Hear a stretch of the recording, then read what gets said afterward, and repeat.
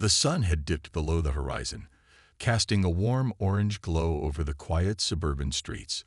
The air was calm, filled with the faint hum of crickets and the occasional rustle of leaves in the gentle breeze. Tia Johnson gripped the steering wheel tightly as she navigated her way through the empty roads. Her heart raced, not from excitement, but from worry. She'd been speeding, something she rarely did, but tonight was different. Tonight, her dad was finally coming home after months of deployment. She couldn't wait to see him again. As she turned onto her street, red and blue lights flashed behind her. Tia groaned inwardly, frustration bubbling up inside her chest. Slowing down, she pulled over to the side of the road and rolled down her window.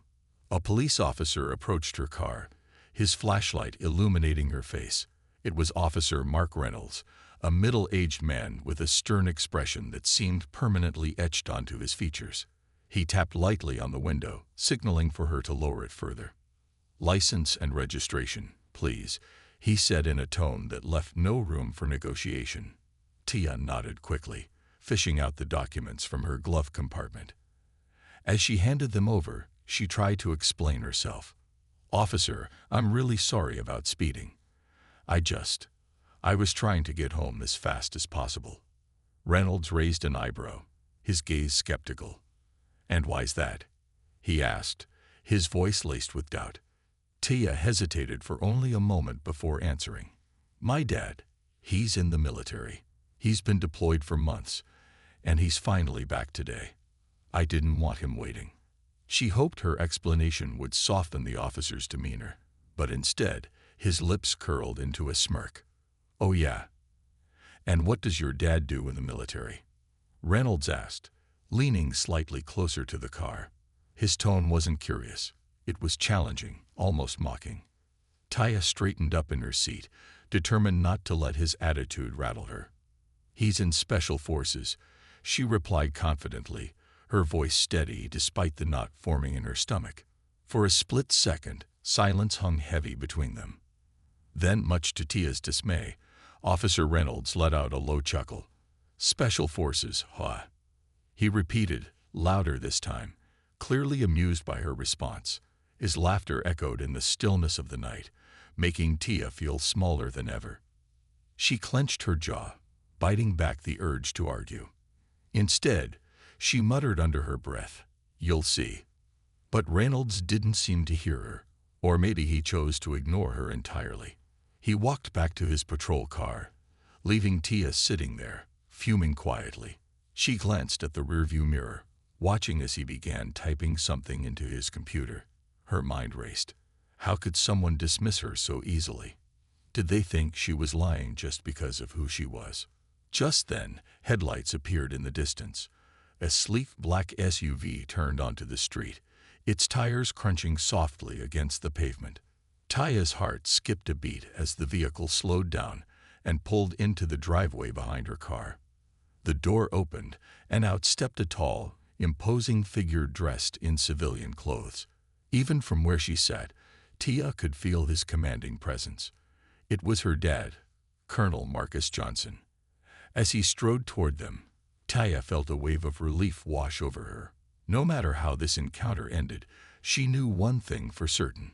Officer Reynolds was about to meet someone far more intimidating than himself. Officer Reynolds stood beside his patrol car, tapping his pen against the clipboard as he glanced at Tia's license and registration. His earlier amusement hadn't faded. If anything, it had grown into something more condescending. He leaned casually against the hood of his vehicle, crossing his arms over his chest, as though he were settling in for a bit of entertainment. The smirk that played on his lips made Tia's stomach churn with unease. "Special Forces, huh?" he repeated again, his voice dripping with disbelief. This time, he didn't bother to keep his tone low. "You expect me to believe that your dad is some big-shot soldier? Come on now." His words hung in the air, sharp and dismissive, like he was talking to someone who couldn't possibly understand the real world. Tia felt her cheeks flush with anger, but she forced herself to stay calm. She'd learned long ago not to let people like him get under her skin, not when they refused to see past their own assumptions. Still, His mockery stung more than she cared to admit. It wasn't just about what he said. It was the way he said it, as if her pride in her father was nothing more than a childish fantasy. "Well," Reynolds continued, his smirk widening, "I guess we'll find out soon enough, won't we? Unless you're just saying that to save yourself from a ticket." He chuckled softly, shaking his head as though her explanation were too ridiculous to take seriously. To him, this was all a game, a chance to assert authority over someone he clearly thought was beneath him. Taya gripped the steering wheel tighter, her knuckles turning white.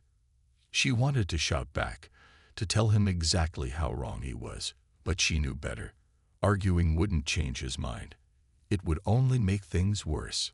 Instead, she took a deep breath and muttered quietly, almost to herself, "You'll see." Her words went unnoticed by Reynolds, who was already scribbling notes onto his clipboard. He seemed completely unfazed by the tension simmering between them, acting as though this whole situation were no different from any other routine traffic stop. But Tia could feel the weight of his judgment pressing down on her, suffocating and unfair. The sound of an approaching engine interrupted the awkward silence. Both Tia and Reynolds turned toward the noise, watching as headlights illuminated the street behind them. A sleek black SUV pulled smoothly into the driveway of the house next to Tia's car. For a moment, everything seemed to freeze. The hum of the idling engine, the flicker of the patrol car's flashing lights, even the rustle of leaves in the breeze. Then, the driver's door opened. Out stepped Colonel Marcus Johnson. Even in civilian clothes, his presence commanded immediate attention. Tall and broad-shouldered, he carried himself with a quiet confidence that filled the space around him. His sharp eyes scanned the scene before him, taking in the patrol car, the nervous teenager sitting behind the wheel, and the smirking officer standing nearby. There was no mistaking the authority in his stance or the intensity in his gaze. Reynolds froze mid-sentence, his pen hovering above the clipboard as he realized who had just arrived. The smirk that had been plastered across his face moments earlier faltered, replaced by a flicker of uncertainty. Tia, on the other hand, felt a surge of relief wash over her. Her dad was here now, and she knew he wouldn't tolerate anyone treating his daughter, or anyone else, with such disrespect. Colonel Johnson walked toward them with purpose, his steps measured and deliberate. As he approached, the atmosphere shifted entirely. What had once felt like a casual, lopsided encounter now brimmed with tension. Reynolds straightened up instinctively, suddenly aware that this wasn't just another ordinary night. The laughter and mockery that had defined the last few minutes were gone, replaced by an uneasy silence as everyone waited to see what would happen next. The moment Colonel Marcus Johnson stepped out of the SUV, the energy on the street shifted dramatically. His arrival was like a thunderclap, sudden, undeniable, and impossible to ignore. Even before he spoke, his presence filled the space around him, commanding respect without saying a word. Taya watched as her dad closed the car door with a firm click, his movements deliberate and precise.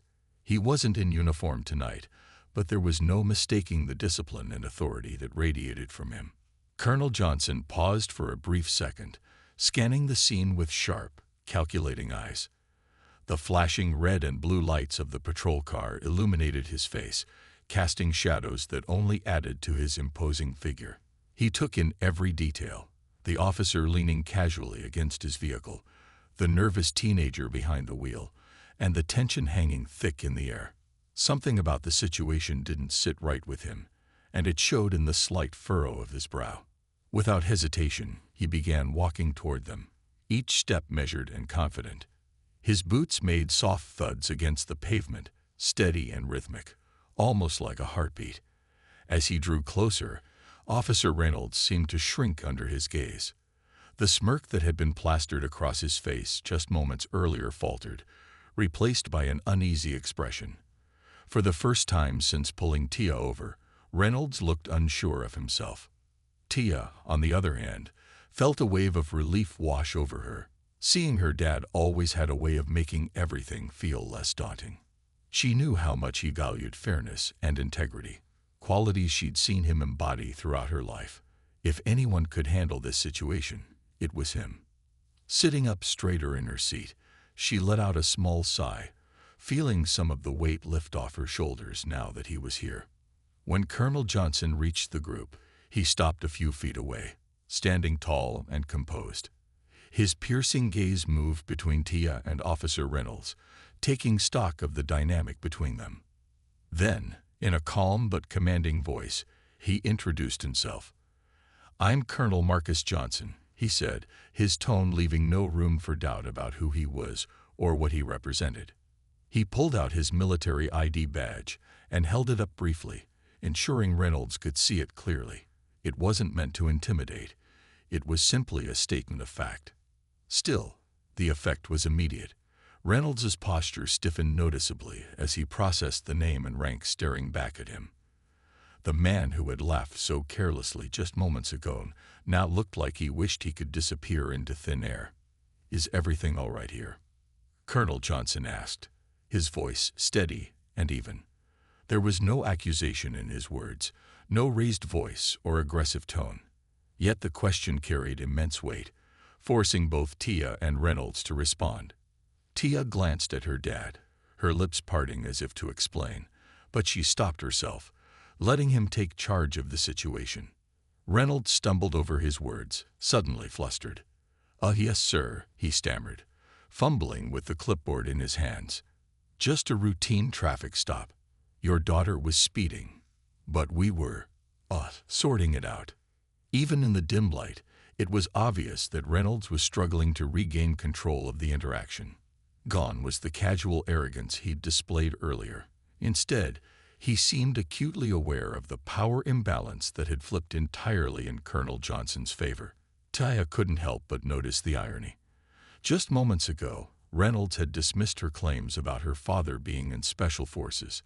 Now, reality was staring him right in the face. And it wasn't pretty. Colonel Johnson didn't react immediately. Instead, he stood silently for a moment, studying Reynolds carefully. His expression remained neutral, but there was an intensity in his eyes that made it clear he wasn't someone to be trifled with.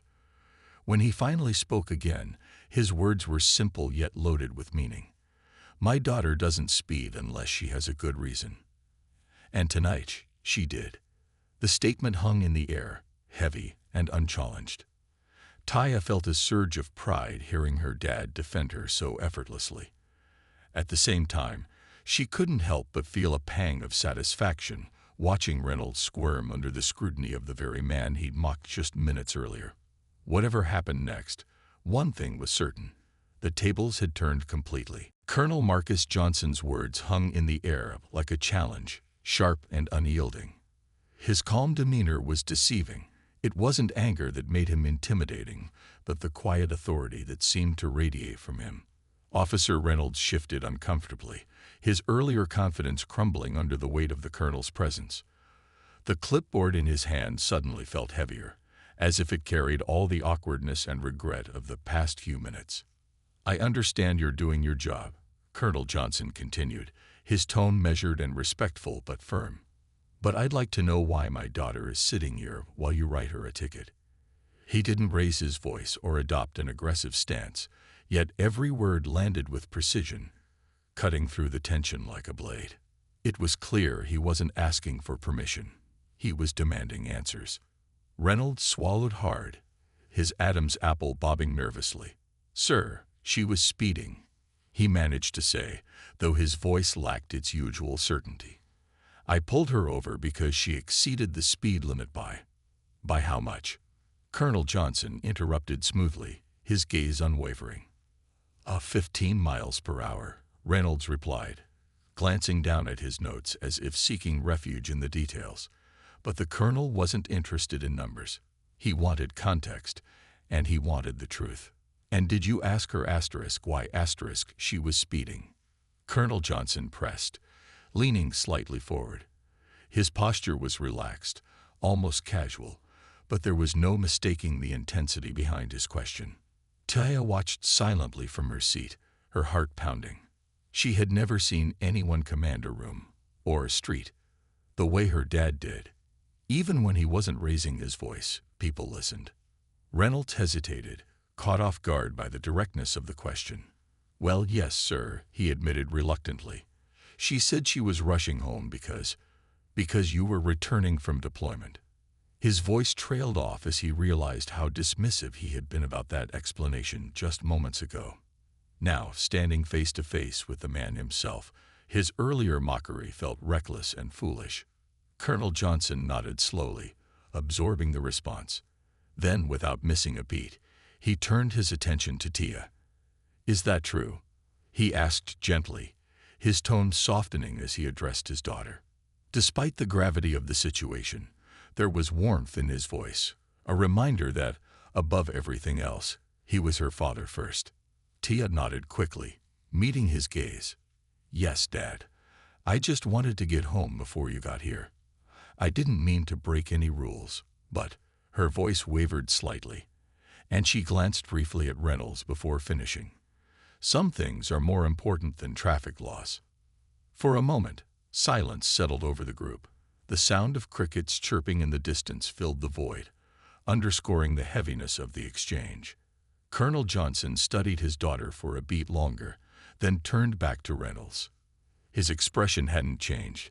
He remained composed and professional. But there was a subtle shift in his demeanor. He wasn't angry, not outwardly at least. Instead, he seemed disappointed, which somehow felt worse. "My daughter is one of the most responsible young women I know," he said finally, his voice carrying a note of pride mixed with resolve. "If she was speeding tonight, it wasn't out of recklessness or disregard for the law. She was trying to make sure I got home safely after months away.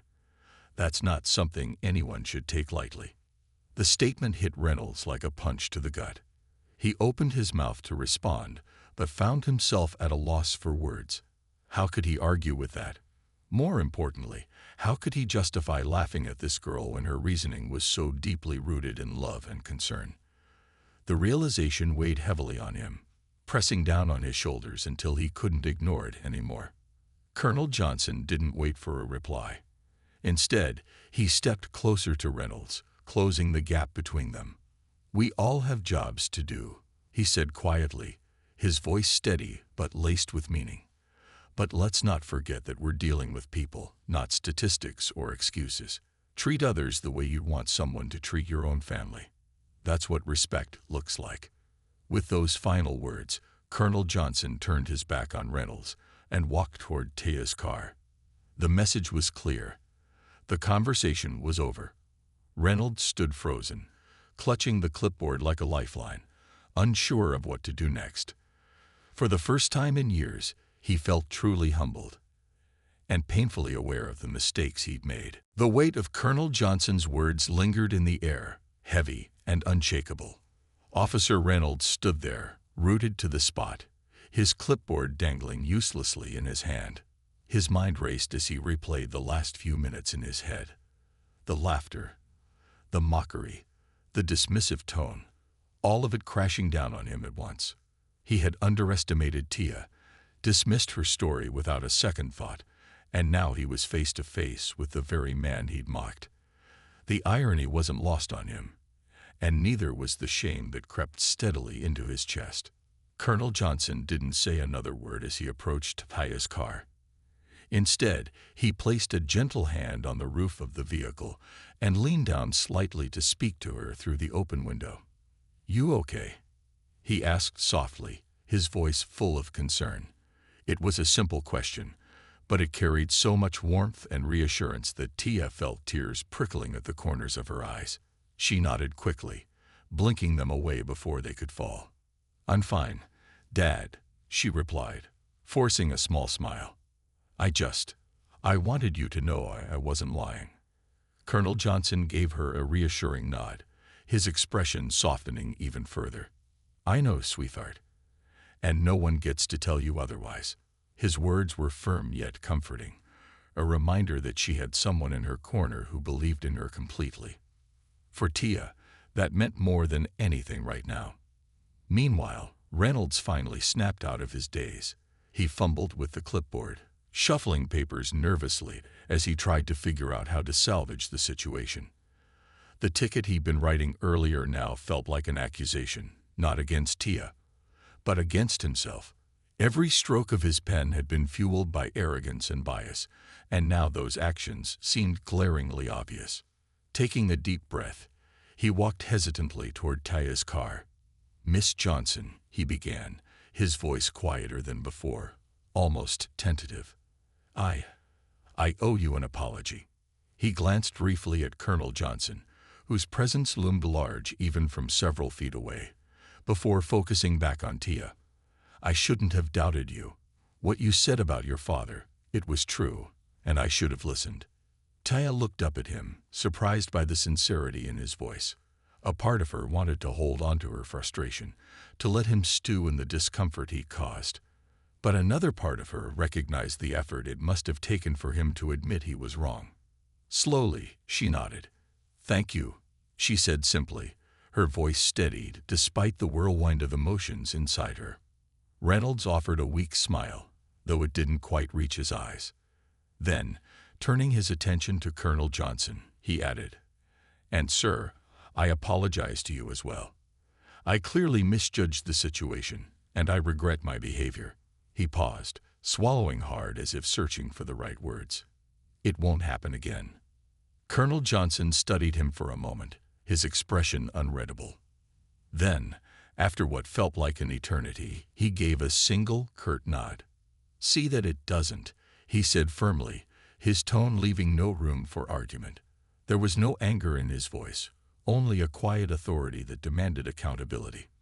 Reynolds straightened up instinctively, nodding vigorously in agreement. With that, Colonel Johnson turned his attention back to Tia. "Let's go inside," he said gently, motioning toward the house. "We can talk more there." Tia nodded, grateful to put the ordeal behind her. As she started the car and pulled into the driveway, she couldn't help but glance at the rearview mirror one last time. Reynolds stood there, watching them leave, his shoulders slumped and his expression troubled. Once they were safely inside the house, Colonel Johnson sat down with Tia in the living room. The tension from earlier began to melt away as they talked about everything that had happened. Tia recounted the stop in detail, her voice trembling slightly as she described how small Reynolds had made her feel. Her father listened intently, his jaw tightening occasionally, but his demeanor remaining calm and supportive. "You handled yourself well out there," he told her when she finished. "Even when people don't believe you, you stood your ground. That takes courage." Tia smiled faintly, feeling a sense of pride swell within her. Despite the unpleasantness of the evening, she realized something important. She hadn't backed down. And neither had her dad. As the night wore on, Tia found herself reflecting on the events. While the encounter with Reynolds had been humiliating, it had also taught her something valuable. Not everyone would see her or treat her fairly, but she had the strength to rise above it. And a family who would always stand by her side. The next morning, Tia woke up to the familiar smell of coffee brewing in the kitchen. Sunlight streamed through the windows, casting golden streaks across the living room, where she and her dad had spent hours talking the night before. The events of the previous evening still lingered in her mind, but they felt less heavy now, like a storm that had finally passed. She could hear her dad humming softly as he prepared breakfast, a habit he'd picked up during his deployments when quiet moments were rare and precious. As she sat at the dining table, Colonel Johnson placed a plate of pancakes in front of her with a warm smile. "You hungry?" he asked, his voice light and cheerful. Tia nodded, though her appetite wasn't quite back to normal. Still, she appreciated the effort he was making to keep things normal, to remind her that life went on even after difficult moments. Between bites, their conversation turned reflective. "Dad," Tia began hesitantly, pushing a piece of pancake around her plate, "do you think people will ever stop judging us before they know us?" Colonel Johnson paused, setting down his fork and leaning forward slightly. He looked at her with the same steady gaze he used when giving advice to soldiers under his command. But this time, it was softer, filled with love.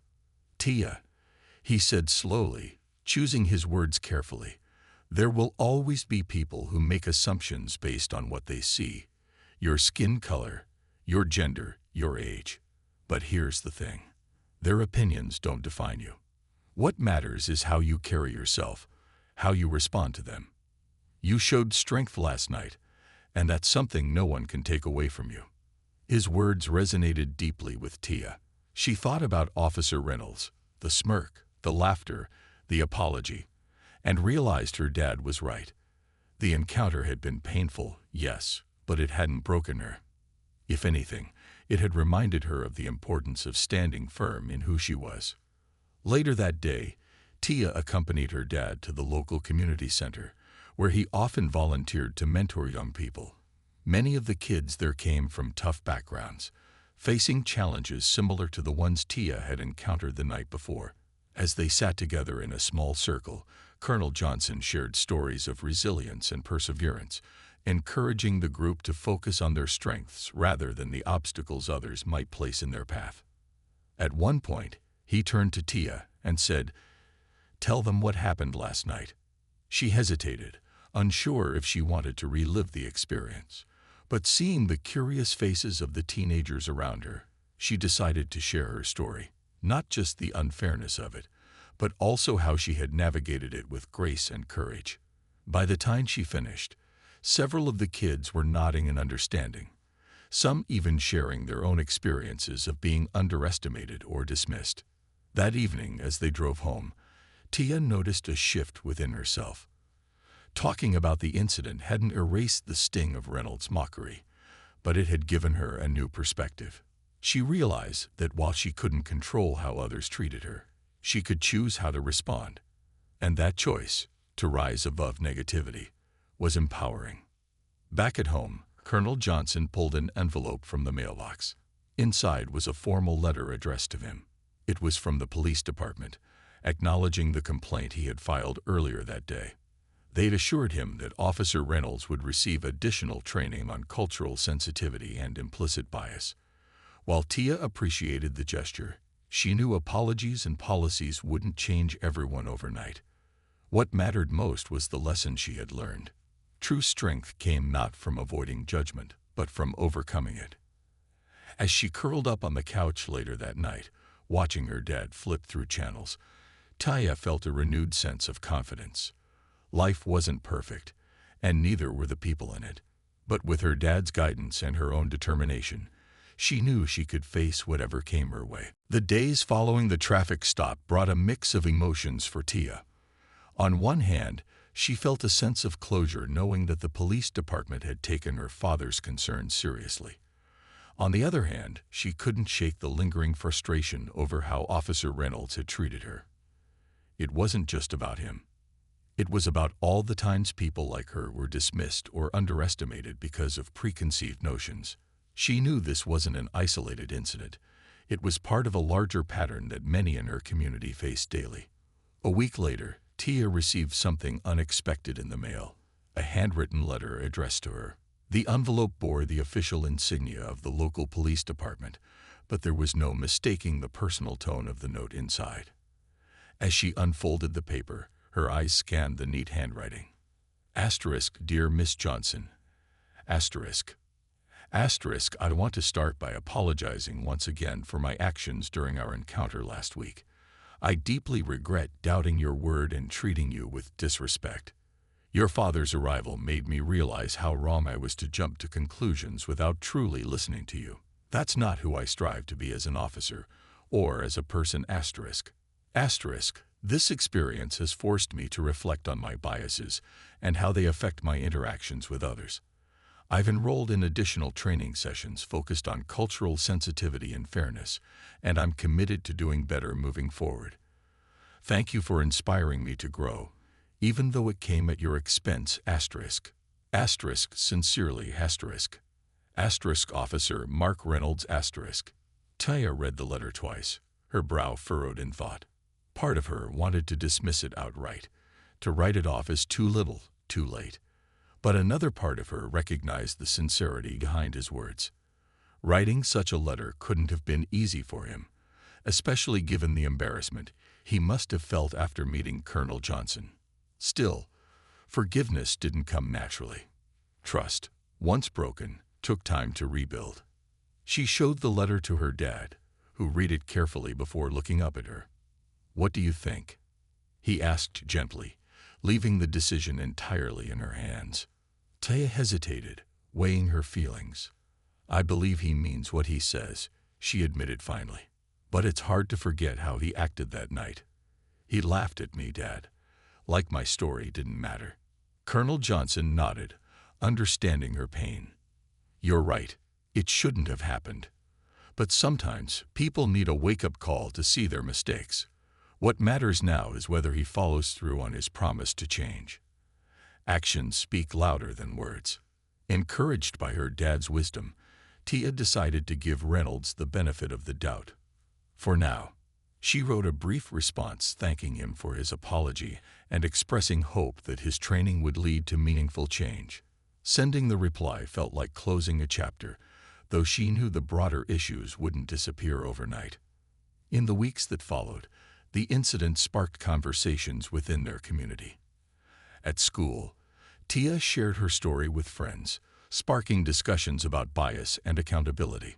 Her courage inspired others to open up about their own experiences, creating a safe space for dialogue.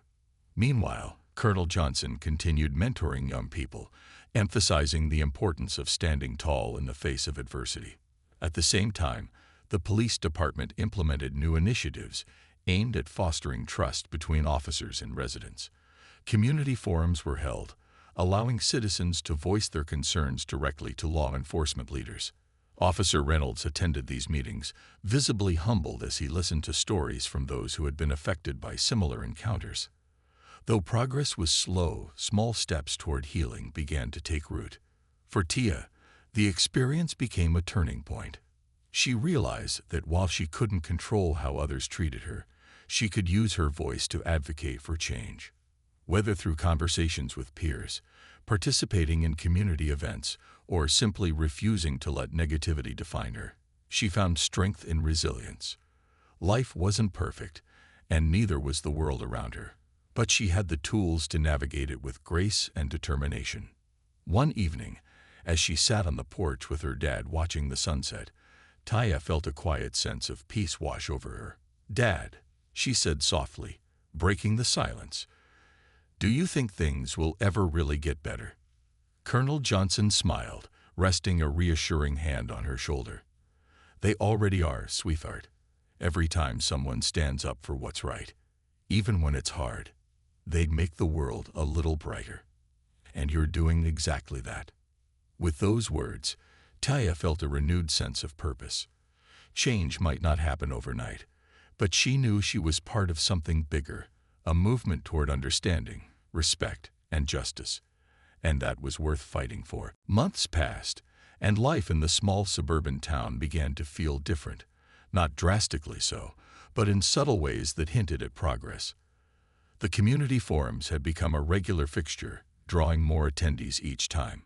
Officers who once patrolled the streets with stoic detachment now made an effort to greet residents by name. Conversations that used to be tense or one-sided were slowly transforming into dialogues, sometimes awkward, sometimes challenging, but always honest. For Tia, the change was most evident at school. Her story had spread quietly among her classmates, inspiring others to share their own experiences of bias and misunderstanding. What started as whispered conversations in hallways grew into organized discussions during lunch breaks. A group of students even formed a club called Voices for Change, dedicated to addressing social issues within their community. Taya became one of its founding members, using her voice not just to speak about her encounter with Officer Reynolds, but also to amplify the stories of those who felt unheard.